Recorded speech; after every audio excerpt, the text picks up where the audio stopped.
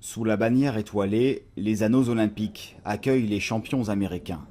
Le centre de Chula Vista, dans le sud de la Californie, est l'un des 3 centres d'excellence du sport américain.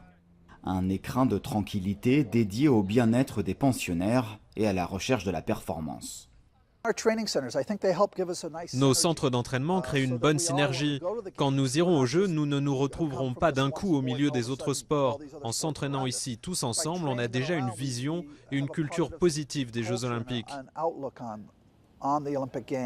Ici, une centaine de résidents, les meilleurs de leur discipline.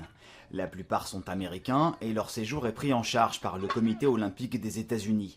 On trouve aussi quelques délégations étrangères subventionnées par leurs comités nationaux ou invitées par les sponsors.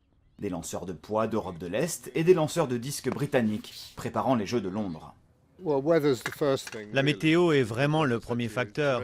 En ce moment, il pleut à torrent à Londres. Ici, on sait qu'on va avoir beau temps. Les installations sont excellentes. Regardez le nombre de cercles de lancer. Où nous nous entraînons à Londres, nous n'en avons qu'un. C'est en cette période de l'année que l'entraînement intensif est effectué. C'est le meilleur endroit pour ça. Ce sont les meilleures installations du monde.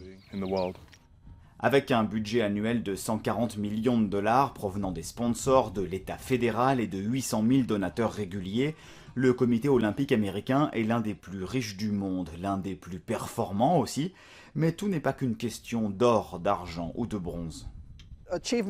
Réussir, ça ne veut pas forcément dire qu'on gagne des médailles. Pour la 2e fois dans l'histoire du hockey sur gazon, notre équipe féminine s'est qualifiée. C'est un grand pas. Ce n'est pas un sport majeur aux États-Unis.